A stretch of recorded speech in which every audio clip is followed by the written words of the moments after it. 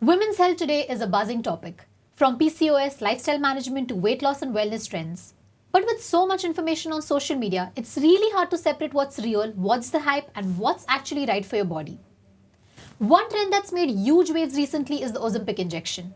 Originally meant for those with diabetes, it has now become a viral weight loss solution.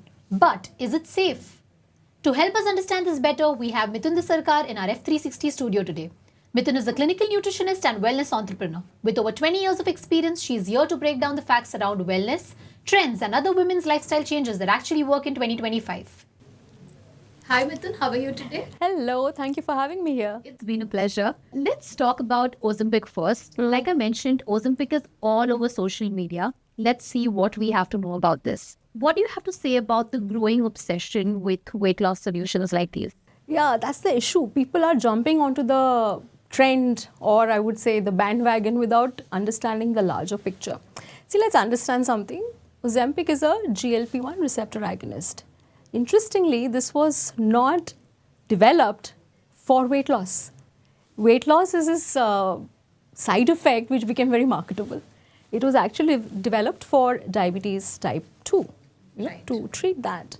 But because people started losing weight rapidly, it became viral, it became trending, and everyone's jumping onto it.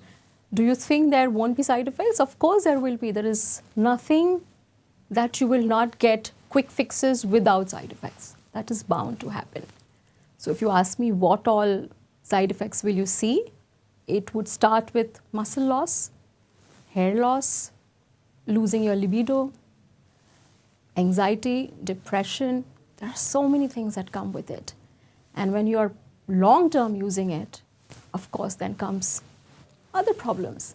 It can start with, of course, like we spoke about, the muscle loss, sarcopenia.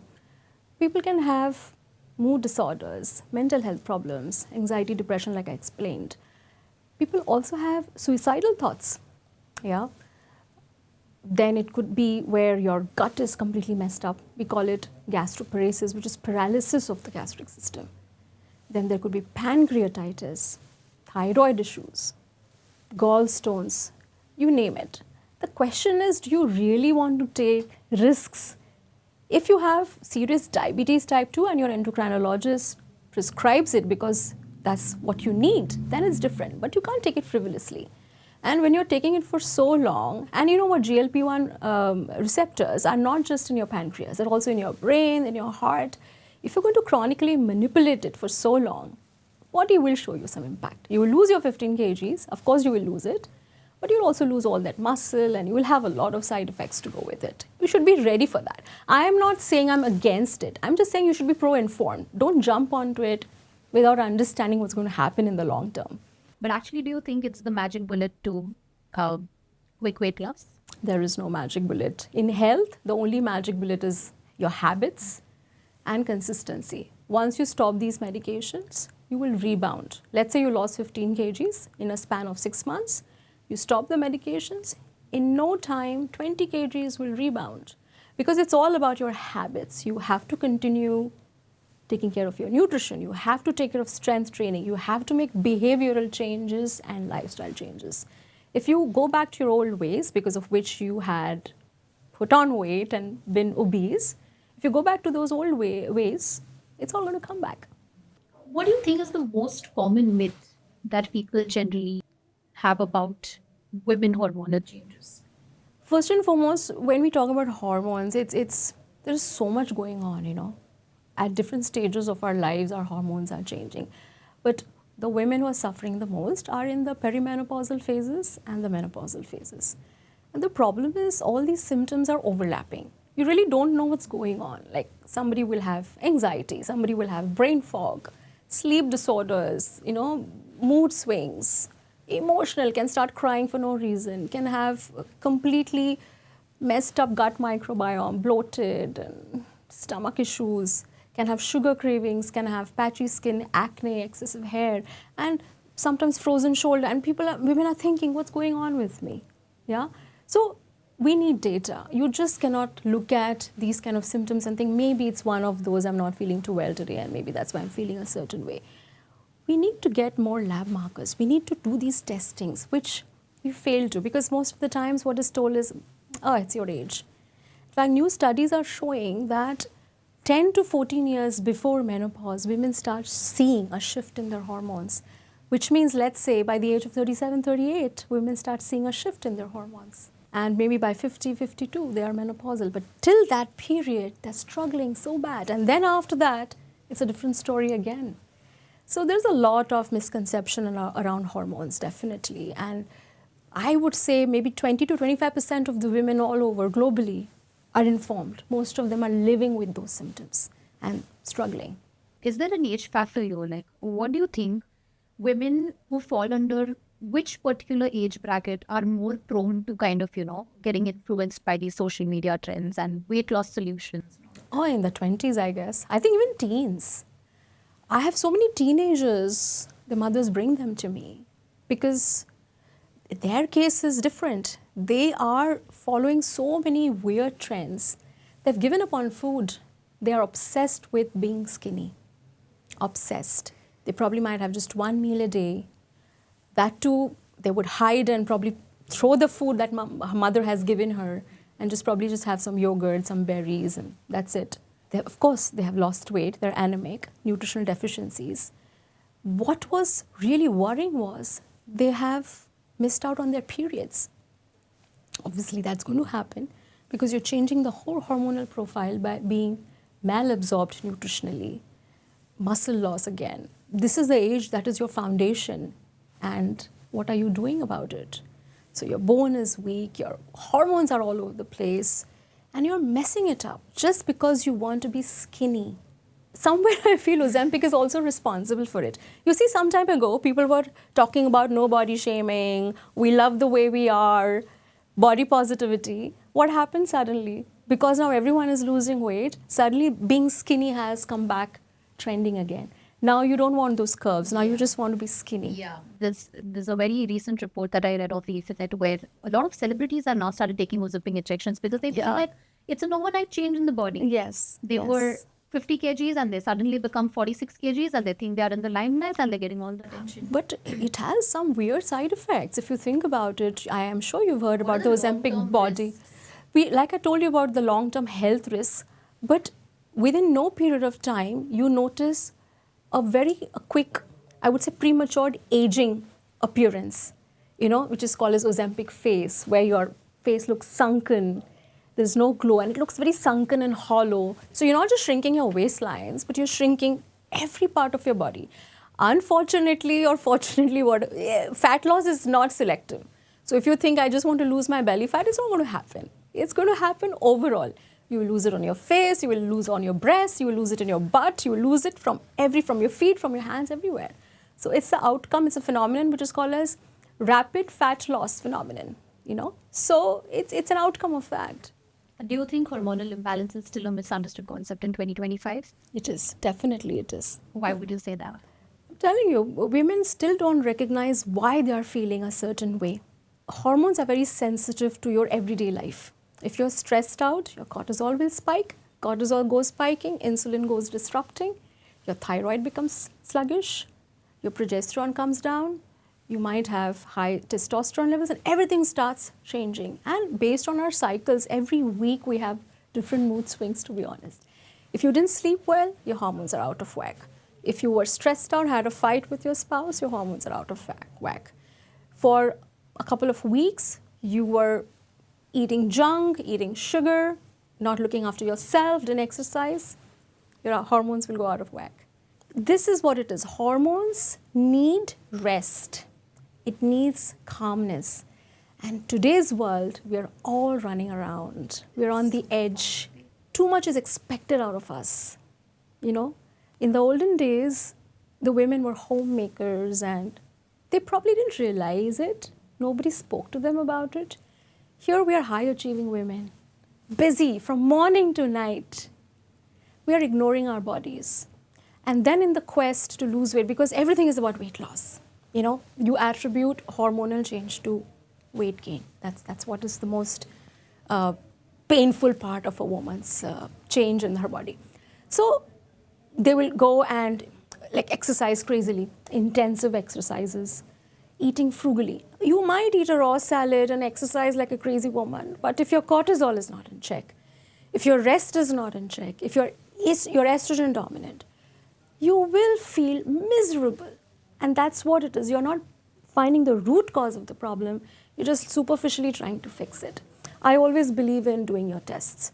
Blood tests, it could be urine tests, see a good gynec, see a good endocrinologist, see a good dietitian, fix your hormones. Because this is bound to happen. This is how biologically is going to happen. So learn about what's going on with your body, listen to your body, and rectify it accordingly. Take the right steps. Do you have clients who come back to you telling you that they have a lot of hair fall issues in the UAE? Yes. Two things people say. If they move to UAE newly, they will say that I have gained weight a lot after I've come here and I've lost hair. Why is it? Like, I need to understand why they didn't have hair loss issues in the UAE. You know, it's not just about UAE. Hair loss can happen anywhere. Let's not blame the water, because that's what the first thing you would think about, right? Let's not blame the water.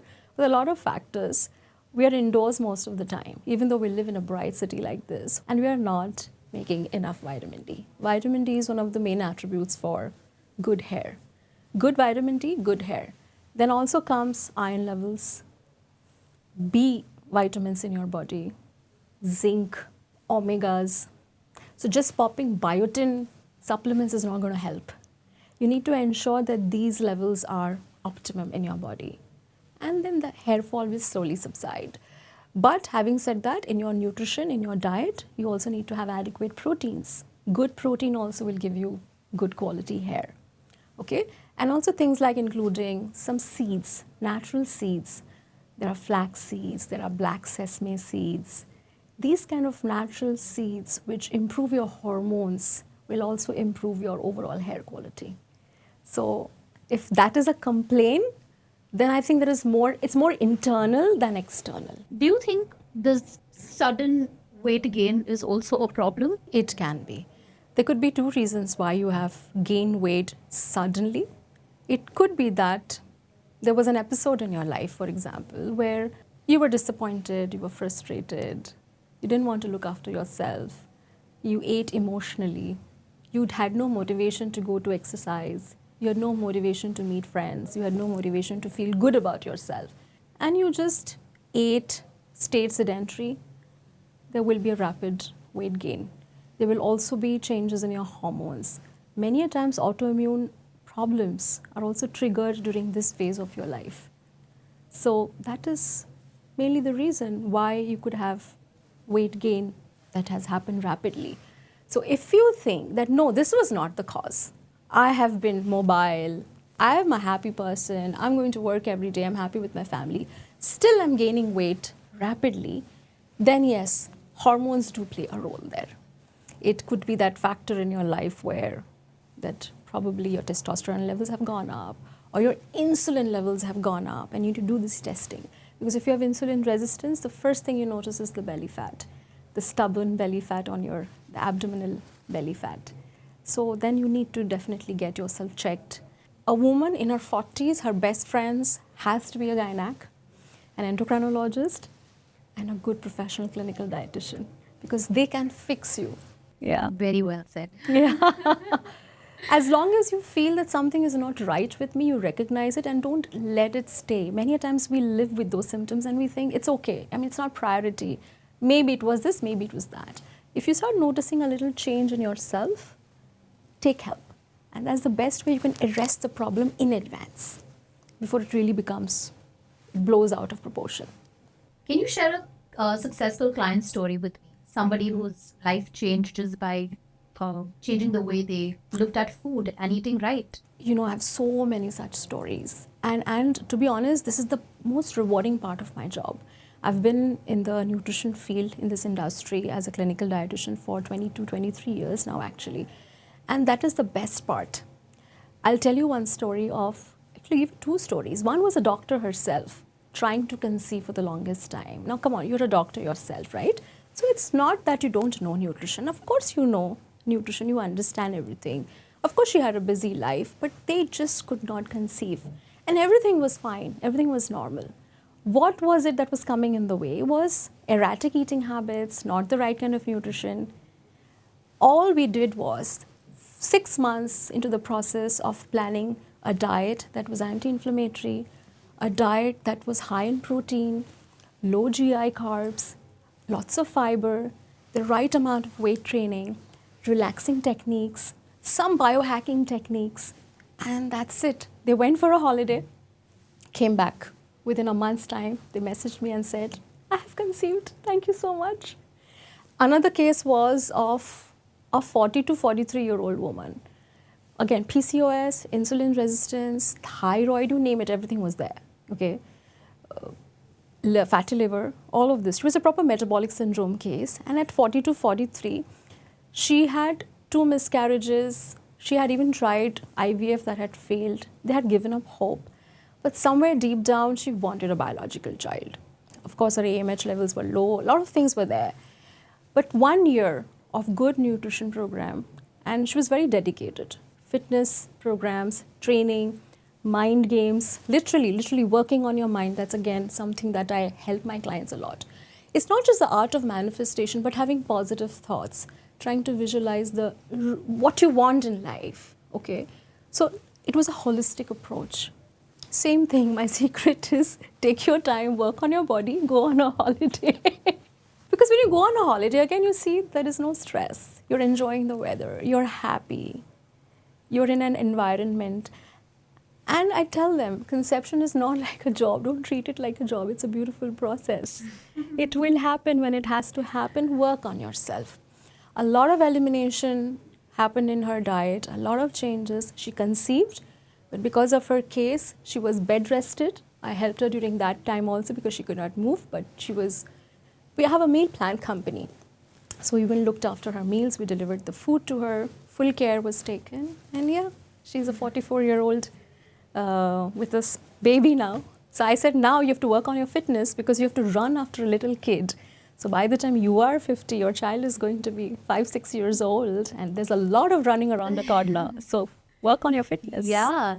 And this is also, again, something that's over and about, and it's everywhere, the biological clock when it comes to women and the entire planning cycle. A lot of people think, like their parents are putting them into pressure, saying this is the right age for you, kind of. But if you don't find the right person, how do you get married? How do you get married? That's right. So yeah, then you freeze your eggs. And then there's a segment of people, they'll be like, okay, fine. You see, we're looking at celebrities now. They're all doing it. 38 and 40 years, and they're embracing motherhood.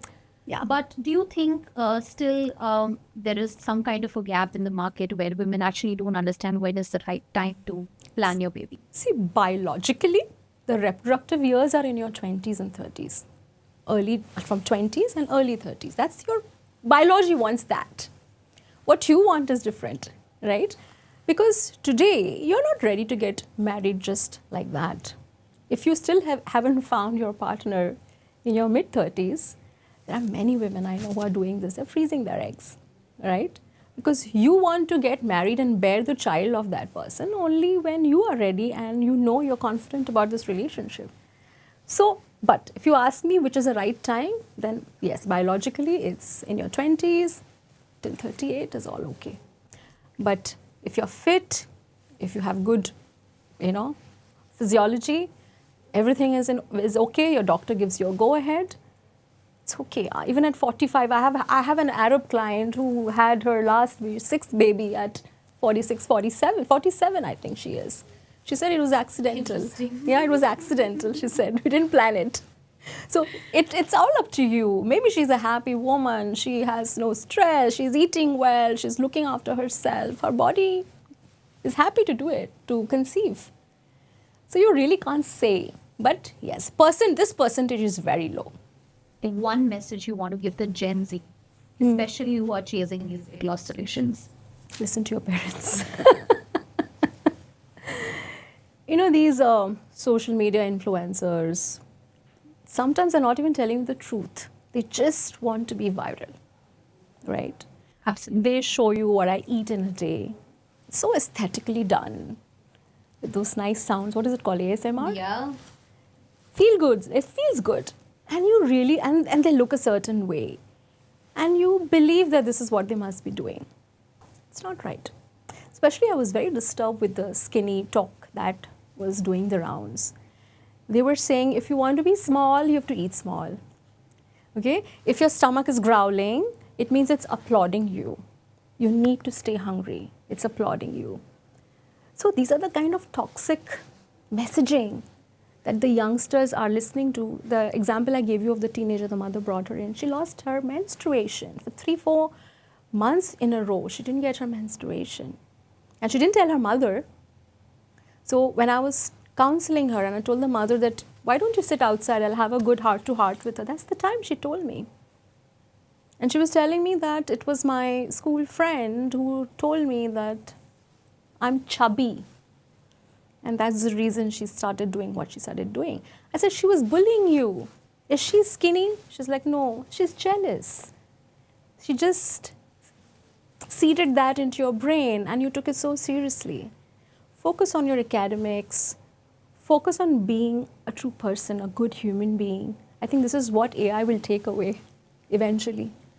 But the human connection, being a good human being, learn those ethics, learn those, the importance of family, the importance of good communication, face-to-face, learn all these things. Don't fall for these social media gimmicks. They are so short-lived. Why are we seeing so many cases of suicides? Mental issues, mental health issues, and stupidity as well. You're standing on a cliff and trying to take a picture and you fell off. So it's Gen Z really needs to be careful. I have a son who's 16 years old and I'm constantly talking to him about not being fixated on things that look so rosy on the top, but the deeper problems, very deeper rooted problems. Family has to be constantly in conversation with their children. It's very important because you are setting out the tone for your children. What they see in the household, they will emulate that. If they see a healthy, happy family, a family that eats a lot of vegetables, that eats clean, lean proteins, eats good seeds and good grains, oats and quinoa, brown rice, whatever you want to talk about. When they see that, and that's the only thing available in the house, they will eat that. What choice do they have? If they see their parents working out together, having a loving, healthy relationship, even personal relationships, they will have that because they've grown up seeing that. It's a healthy relationship atmosphere. So when they grow up, they imbibe those attributes and they use that in their life ahead. So it was a long messaging probably to the Gen Z. Okay, so we're going to do a quick rapid fire round with Mitun De Sarkar. And are you ready? Yeah, okay, let's do this. One wellness trend you secretly love. Oh, one thing I've been doing is those blue light blocking glasses at night. You know, these are those red glasses. So after 10, if I'm still working on the computer or need to catch up on something, I wear those glasses. And I feel that has helped me. Okay, so my sleep is good and it's not, basically you're not exposing yourself to the blue light emissions, you're wearing those blue light blockers. That is one good thing. And recently I've been quite happy about this lymphatic drainage massages. So I've been doing that, I'm liking that. So that's a good trend I'm following. A myth you wish would disappear forever. The carb problem, yaar. It's forever people have been saying carb is the devil, carb is your enemy. It's not that. It's the kind of carb, the amount of carb. But carb we need. You cannot just eliminate carb entirely. So that's something that needs to go, like now. Your go-to comfort food. There was a time I used to think my comfort food long ago would be a burger or a sandwich or something like that. But now, as I'm getting older, I really look out for a nice khichdi with some ghee on it or a dal chawal with ghee on it. I remember Kareena Kapoor mentioning this. Yeah. Her comfort food is also Dal chawal? khichdi. Khichdi. With ghee. You know, when I was young, my mother, I'm Bengali, right? My mother used to feed me a lot of fish, a lot of rice, sabzi. I used to hate it. You know, even dal was a staple. I used to hate it. I used to look at other girls carrying these nice sandwiches with butter and stuff inside and white breads. I used to crave that. I used to long for it. Now I'm like, even if those things are around me, my comfort food would be a nice bowl of warm khichdi with the ghee on top. No, and generous ghee. Good amount of. Yeah. Health advice you give often, but people resist. I think sleep. I tell everybody, I think this advice I need to give myself also again and again. Sleeping should be treated like a job. You have to go to bed early and get your 7-8 hours of good sleep. You need good sleep. When I say good sleep, I'm talking about deep sleep, I'm talking about REM sleep. You need to get a full night of good undisturbed sleep. And that is when the real healing happens. You want your hormones in balance, you want to lose weight, that's the best hack. Just sleep. The most underrated superfood in your opinion? I think methi dana, methi seeds, fenugreek seeds, it's very good to balance your insulin levels, your hormones, it's high fiber, and it's so cheap. You're not using it enough. Another thing I feel is black sesame seeds. Do you know black sesame seeds? Black till. So black sesame seeds. That has got completely overshadowed by our flax and chia and all the, So these things are very good for your skin, very good for your hair, very good for your estrogen hormone. So to balance it out. And even testosterone. So I think black sesame seeds, methi dana, these are the methi seeds, fenugreek seeds. These are the ones that need some attention. These superfoods are somewhere overshadowed by other things. Thank you, Mitun. It's been a pleasure speaking to you. My pleasure. That's a wrap with Mitun De Sarkar on our F360 studio. Thanks for watching.